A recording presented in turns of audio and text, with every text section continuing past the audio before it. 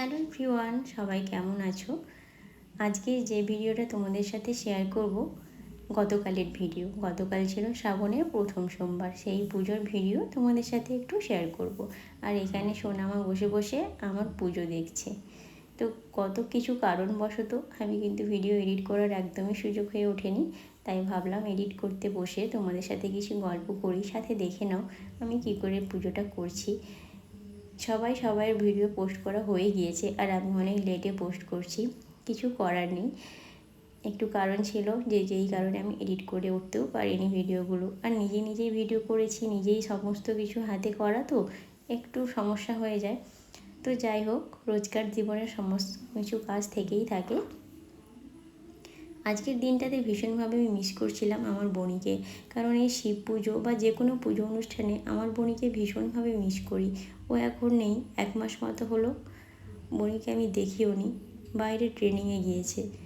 এতদিন না দেখে ওকে থাকি না, যতদিন হোস্টেলে ছিলাম হয়তো দেখতে পেতাম না, বাট গত 10 বছরে ওর সাথে থেকে থেকে মানে ওকে না দেখতে পেলে মনটা ভীষণ ভারাক্রান্ত হয়ে ওঠে। আর এই পুজোর দিনগুলোতে আমার মনটা সত্যিই খুব খারাপ হয় এই কারণে যে বাড়ির যে কোনো পুজোতে ও কলকাতাতে থাকে পড়াশুনোর জন্য, কিন্তু যে কোনো পুজোতে ও বাড়ি আসবেই। মানে কোনো এক্সাম ছাড়া যে বাড়ি, মানে এক্সাম হলে আসবে না, কিন্তু এক্সাম যদি না থাকে মানে যে কোনো পুজো পার্বণেও বাড়ি আসে, কারণ পুজো পার্বণের কাজ আমার বোনই খুব সুন্দরভাবে করে। সাথে আমি বাড়ির কাজ সামলে যতটা হাতে পারি ওর সঙ্গে সাহায্য করে দিই। তাই শিবরাত্রির বারও আমি আর বোনই দুজনে মিলে করি। হ্যাঁ, আরেকটা কথা, গত 2023 সালে আমি আর বোনি দুজনে মিলে গিয়েছিলাম তারকেশ্বরের বাবার মাথায় জল ঢালতে। তারপর আর সময় হয়ে ওঠেনি যাওয়ার, তবে খুব ইচ্ছে আছে বনি বাইরে থেকে আসলে বাবার কাছে যাব জল ঢালতে। আসলে এই 2 বোন বাড়িতে থেকে থেকে না এত মনটা হাসি খুশি থাকে, আর এখন একা একা একদম ভালো লাগে না। যদিও তোজো সোনা আছে, বাপিমা রয়েছে, তবুও নিজের একটা বোন সঙ্গে থাকা আর দূরে থাকার মধ্যে অনেক পার্থক্য রয়েছে। তোমরা যারা তোমার দিদি বা বোনদেরকে ছেড়ে থাকো নিশ্চয়ই বুঝতে পারবে কতটা কষ্ট হয়। এই পুজো পার্বণের দিনগুলো সত্যি বলছি আমার মনটা ভীষণ খারাপ হয় যখন একা একা সমস্ত কিছু করতে হয়।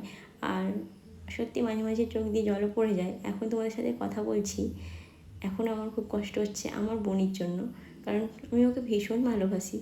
আর এতদিন ছেড়ে থাকতে হবে, মানে ও আসবে 3 মাস পর সেই পুজোর সময়, অন্তত দুর্গা পুজোটা একসঙ্গে কাটাতে পারবো, এটাই অনেক।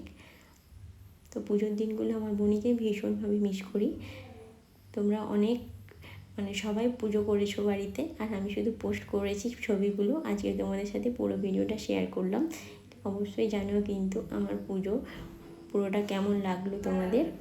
নিজে কিন্তু পুরোটাই আয়োজন করেছি, দিয়ে পুজো করেছি। আমার পুজো শেষ হলে তারপরে মা আসবে, মা এসে কিন্তু আবার ভালো করে পুজো করবে, মানে মায়ের মতো করে আমি আমার মতো করে পুজো করেছি।